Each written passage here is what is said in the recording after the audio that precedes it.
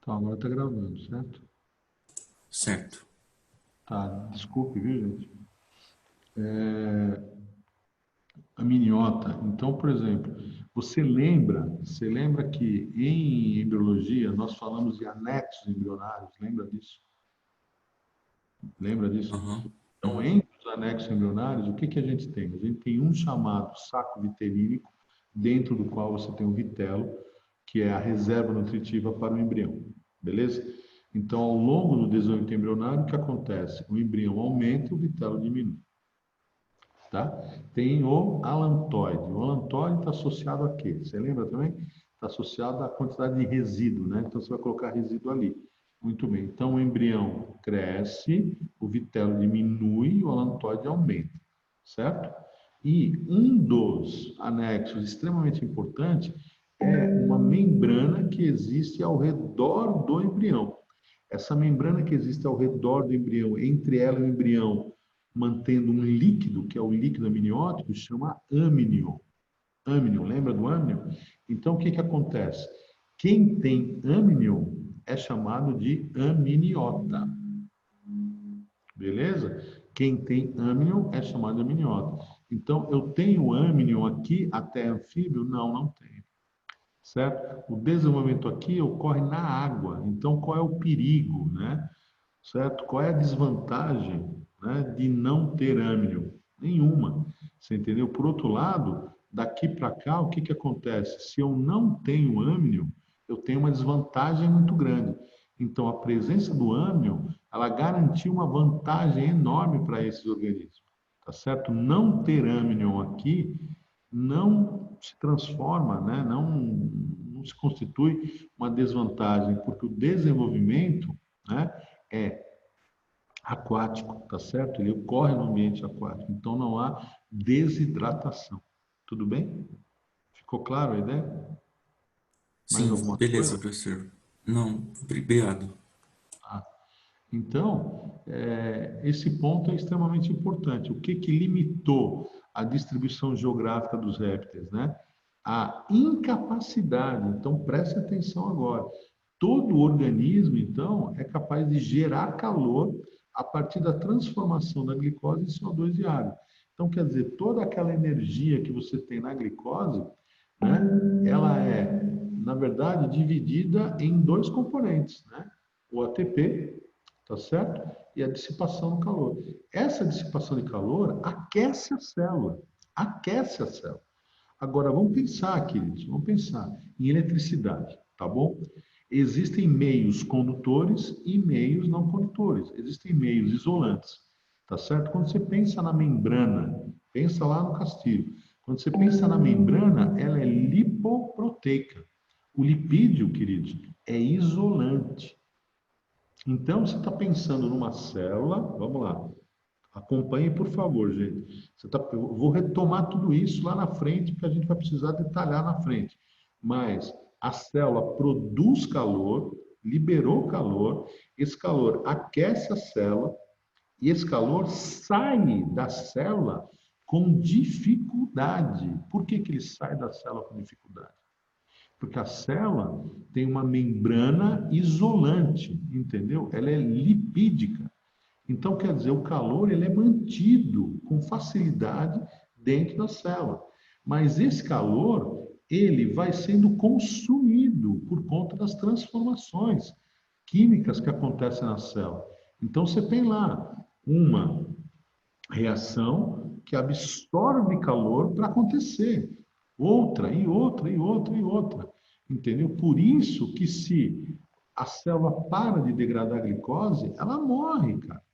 Entendeu? Agora, vamos pensar no réptil.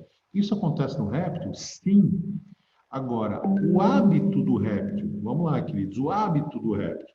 O hábito do réptil, ele come, tá? O que ele é capaz de ingerir, o que ele é capaz de colocar para dentro e transformar em ATP e em calor? X. Beleza.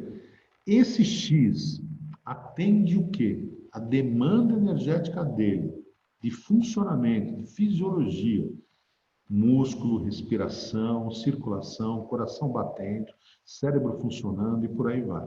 Tá bom? Aí eu te pergunto, será que nesse balanço, tá certo? Nesse balanço de energia disponível e energia que eu necessito, sobra ou falta? Tá ali, certo? Tá ali. Porque se faltasse, você não teria répteis. Muito bem. Mas por outro lado, vamos lá. O que ele tem é suficiente para atender toda a fisiologia e, se liga agora, aquecer o corpo, manter o corpo aquecido o tempo inteiro? Você vai falar, não. Por isso que o réptil é chamado de quê? Vamos lá. Heterotermo ou psilotermo. Isso quer dizer que depender da energia do meio para elevar a sua temperatura até chegar na temperatura ótima das enzimas para garantir o metabolismo, é fundamental para eles. Se isso não acontecer, você não tem réptil ali. Isso quer dizer o quê? Que em termos de globo, vamos pensar Equador, certo ou não? Trópico de Câncer, Trópico de Capricórnio, zona intertropical, é onde eu encontro o quê? A maior taxa de energia radiante no planeta, é onde eu vou encontrar réptil. Agora, vamos aumentar a latitude. O que acontece? A taxa de energia radiante, pensa lá na geografia, a taxa de energia radiante vai diminuir, não vai, queridos? E se ela diminui por várias razões, por conta da inclinação do planeta, né? Camada maior que os raios solares têm que atravessar na atmosfera, enfim, a energia radiante diminui, que chega na superfície, diminui. E se ela diminui, o que isso quer dizer? Quer dizer que eu vou limitar quem depende da energia do ambiente, certo? Para aquecer o corpo. Então, o que vai acontecer? Vou ter réptil andando nesses lugares? Não, não vou. Entendeu? A mesma coisa acontece com o anfíbio. Mas por que a mesma coisa acontece com o anfíbio? Porque o anfíbio é terrestre. Ambiente terrestre úmido, mas ele é terrestre. Isso não acontece com os peixes, porque de modo geral a água ela é muito constante em temperatura, certo? Né? Precisa de grandes variações aí para você ter uma mudança na temperatura, né? Tanto de profundidade, né? Quanto de pressão, entendeu? Mas ela é mais homogênea. Então, o ambiente aquático é mais homogêneo do que o ambiente terrestre em termos de temperatura, entendeu? Então, ela varia menos, a temperatura varia menos na água do que na terra, certo? Esse ponto é importante. Então, quer dizer, o que vai acontecer em termos de distribuição desses seres vivos aqui, tá? Eles têm características que os permitem ser terrestres, invadirem o ambiente terrestre, dominarem o ambiente terrestre, mas com sucesso relativo, né? Então, com os répteis surge o quê? O ovo com casca, que é fantástico. O amnion garantiu o quê? Um afastamento do recurso hídrico. Por outro lado, entende? A grande ocupação mesmo, efetiva do ambiente terrestre, em termos de latitude, qualquer temperatura, se deu com quem? Com os mamíferos, sem dúvida nenhuma. Ficou claro isso? Tudo bem ou não? Tudo bem, gente? Ficou claro para todos? Tudo bem? Pode falar, David. Professor, deixa eu ver se não tirei uma conclusão errada. Então, por não dissipar energia em forma de calor, os répteis eles conseguem armazenar mais, né? Comparado às outras Um classes. minuto só, eu não entendi o início que você falou. Eles não conseguem dissipar, com tanta facilidade energia em forma de calor, Quem? certo? Os répteis. Não, normal, todos eles. Eu não entendi essa parte. Todo animal, na verdade, todo organismo tem membrana lipoproteica, concorda? Certo? Todo animal tem. Aí o que que acontece? Todo animal vai ter uma dificuldade para perder o calor gerado na célula. E isso é fantástico, porque aí esse calor decorrente do que? Da conversão da glicose para o CO2 e água, ele pode ser utilizado, tá certo? Para fazer com que as enzimas cheguem no seu ótimo. Tudo bem? Então, isso acontece com qualquer organismo. Agora, alguns organismos vão perder o organismo. Ele vai perder calor com mais facilidade do que outro. Quando eu sou pequeno, eu perco calor mais fácil do que quando eu sou grande. Por quê? Porque o meu volume, ele é menor em relação à superfície. Então eu perco muito mais fácil. Tenho que comer várias vezes ao longo do dia, nem que seja pouco. Agora, se eu sou maior, o meu volume é maior em relação à superfície. Entende? Então, quer dizer, vou perder calor pela superfície? Vou, mas uma velocidade menor. Então, esse é o primeiro ponto, né? Todo organismo perde calor pela sua superfície, tá claro? Organismos menores perdem mais rápido do que organismos maiores. Isso vai fazer com que eles tenham, os menores, que comer menos muitas vezes, e os maiores mais poucas vezes. Esse é um ponto. O outro ponto é o seguinte: quando você gera o calor dentro da célula, o grande lance é a somatória desse calor que você gerou na célula é suficiente para aquecer o teu corpo durante o dia inteiro, todos os dias, direto. Aí você vai falar assim: no caso dos répteis, dos anfíbios e dos peixes, não. Tudo bem. E está associado com o quê? Com a questão da respiração. Entende? E circulação. Nós vamos discutir. Tá? Então, quer dizer, esses organismos, eles não conseguem ter o quê? Uma energia suficiente, um aporte de energia, de calor suficiente, para quê? Para deixar o corpo numa temperatura legal a maior parte do tempo para funcionar bem. Então, eles dependem da energia do ambiente. Tá claro? E aí você vai chamá-lo de heterotermo ou pecilotermo. Tudo bem? Agora, no caso de ave e de mamífero, de cara, vou te dar uma dica. Você tem coração com 4 cavidades, 2 átrios e 2 ventrículos. O sangue não se mistura. Então, o sangue, né, o sangue arterial que chega nos tecidos, ele é riquíssimo em oxigênio. Entendeu? Então, quer dizer, a taxa de respiração celular é altíssima. A produção de ATP é altíssima. A produção de calor é altíssima. Entendeu? E para aumentar essa eficiência ainda, pensa que os mamíferos têm o quê? Gordura embaixo da pele. As aves também.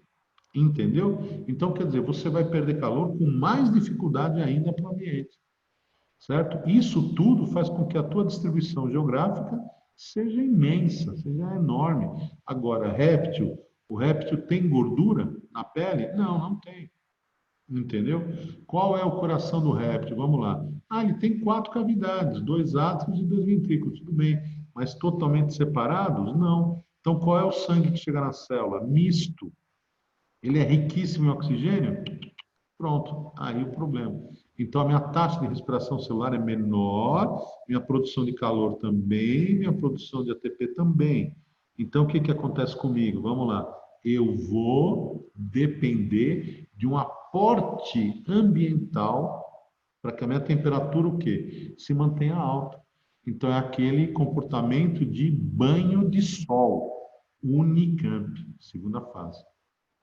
Então, por que répteis, né, fazem uso do banho de sol? Para elevar, vamos lá, para elevar a sua temperatura corpórea para atingir o quê? O ótimo das enzimas e o metabolismo o quê?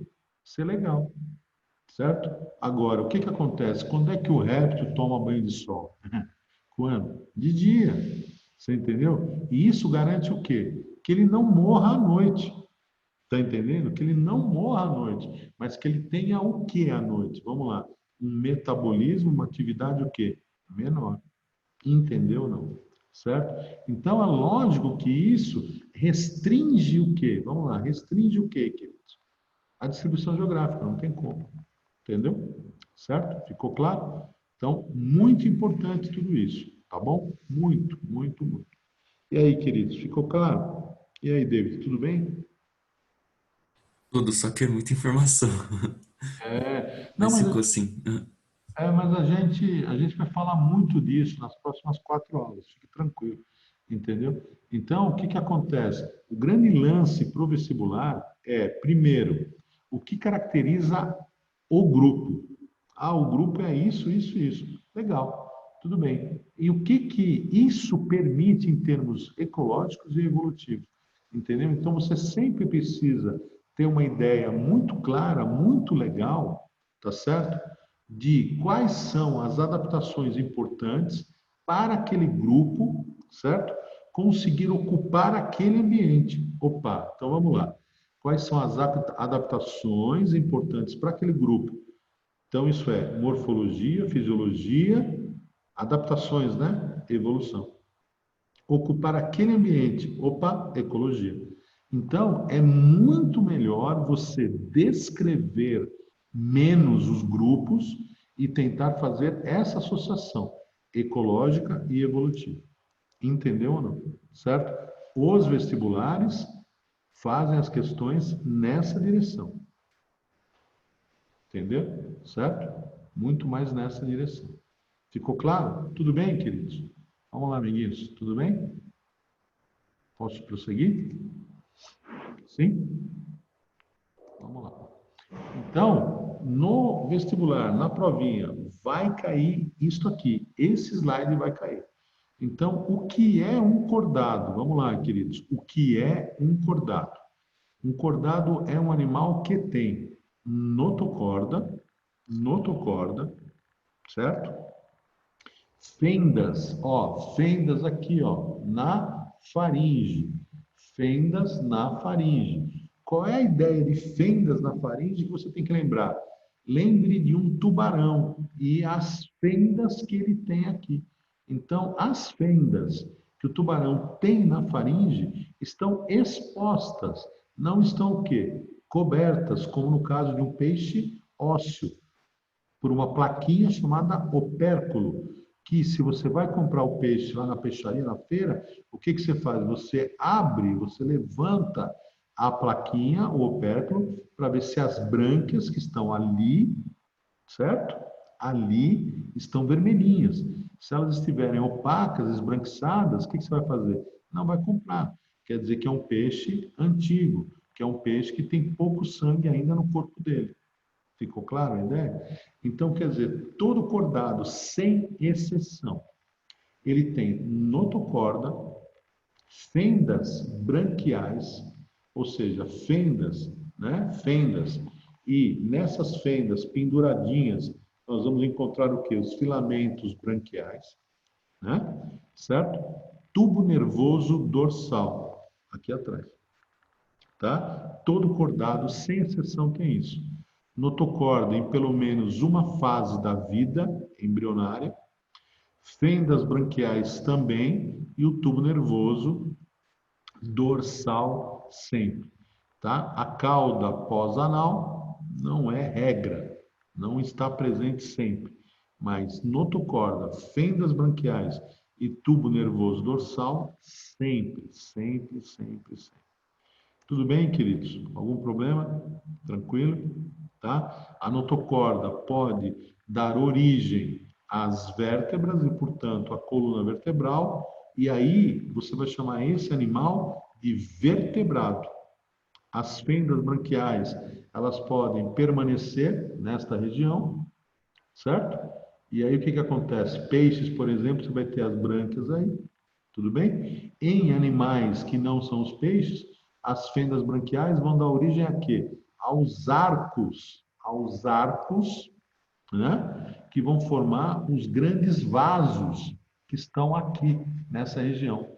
Então, os vasos que vêm para a cabeça, o vaso que vai para o coração, a aorta, por exemplo, tá certo? Então, esses troncos de vasos que se formam aqui, eles se originam a partir das fendas branquiais, nas fendas na faringe, tá bom? Então, nós temos fendas branquiais em algum momento da nossa vida? Sim.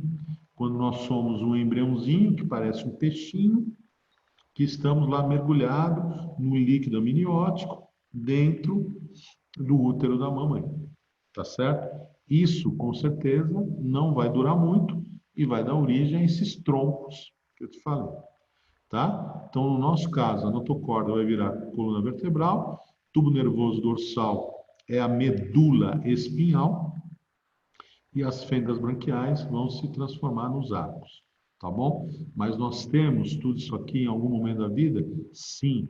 Então, nós somos o quê? Cordados. Assim como répteis, assim como aves, assim como anfíbios e peixes. Tudo bem, queridos? Tranquilo ou não? Vamos lá, por favor. Qualquer dúvida, podem falar. Tudo bem? Vocês estão bem? Né? Tá tudo bem? Muito bem. Então, olha aqui, querido. Falando do cordado. Então, aqui está o embriãozinho, certo? Embriãozinho, uma vista lateral do embrião. Aqui também, ó. As fendas branquiais, elas estão lá na faringe, lá na frente, tá certo? A notocorda está aqui, ó, certo? Amarelinho, tá? Embaixo do tubo nervoso, lembra? Então, o que acontece? A epiderme, né? Ectoderme, desculpe. Ectoderme, ela afunda, lembra? E aí ela forma o quê? Um cordão de ponta a ponta, que é o tubo nervoso. E embaixo dele forma-se o quê? A notocorda. No vertebrado, o que, que vai acontecer aqui? Com a notocorda, ela cresce para cima, se desenvolve, formando o quê? Ossos que protegem o quê? A medula espinhal, tá? Como chamam esses ossos? Vértebras. E o conjunto deles? Coluna vertebral, tá bom? Então, a notocorda pode persistir no adulto, e aí você vai chamar esse adulto de quê? Protocordado. E ela pode ser substituída pela coluna vertebral no adulto. E aí você vai chamar esse adulto de quê? Vamos lá, queridos. Vertebrado. Tudo bem? As fendas branquiais podem persistir no adulto, como no caso dos peixes, ou não, como no caso dos répteis, aves e mamíferos. Tubo nervoso dorsal vai originar a medula espinhal, tá? Que percorre o quê? O corpo todo a partir do encéfalo, sentido cauda, né? Sentido ânus. Tudo bem? Ficou claro para todos? Tranquilinho? Tranquilo, gente? Muito bem. Então, aqui um resumo, ó, um resumo desse início, né? Cordados. O filo, não esqueça que nós estamos apresentando aula a aula, filos, né? Então, dentro do reino animal, certo, queridos? Reino animal está dentro do domínio, lembra? Eucária. Domínio eucária, reino animal. Reino animal tem o quê? Filos. Me dá exemplo de filos, professor. Poríferos, selenterados, plateumintos, nemateumintos, tá certo? Anelídeos, moluscos, artrópodes e equinodermos. que nós estudamos já. Outro filo importante, cordados, tá? E aí nós vamos falar de quê? Subfilos. Então, vertebrado é um subfilo de cordado. Urocordados e cefalocordados são nomes que você tem que ouvir falar. Tem que ouvir falar. Escreva isso uma vez só no resumo. E ótimo, tá bom? Muito bem. O céfalo, tá? O que quer dizer? Cabeça. Então, a notocorda vai até a cabeça. Vai até a cabeça.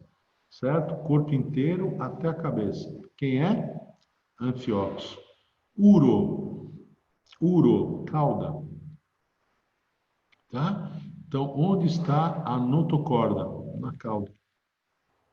Exemplos, as assídias, tá bom? E o vertebrado, né? O que acontece no vertebrado?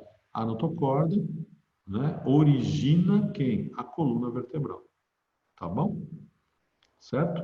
Então, cordados são um filo, certo? E você tem subfilos, tá? Subfilo urocordado, as acílias, notocorda no adulto, na cauda, tá certo? Cefalocordado no adulto, né? A notocorda está ali na região anterior, na cabeça, e no vertebrado não tem notocorda, ela originou o quê? A coluna vertebral, tudo bem? Perigo, qual é o perigo? Você levar para o vestibular que cordado é sinônimo de vertebrado. Cuidado. Cordado quem é? Todo animal que tem fenda na faringe ou branquial, tá certo? Notocorda e tubo nervoso dorsal em pelo menos uma fase da vida embrionária. Tá certo? Tudo bem? O que é vertebrado? O tubo nervoso dorsal origina a medula espinhal. A notocorda origina o quê, queridos? Vamos lá? A coluna vertebral e as fendas branquiais desaparecem e dão origem aos arcos da aorta. Tá bom? Certo? Então, quer dizer, todo vertebrado é um cordado, nem todo cordado é um vertebrado. Ah, mas dá um exemplo de um cordado que não é um vertebrado. Anfíoxo e assídias. Assídias. A-S-C-I-D-I-A-S. Assídias. Tá bom? Tudo bem?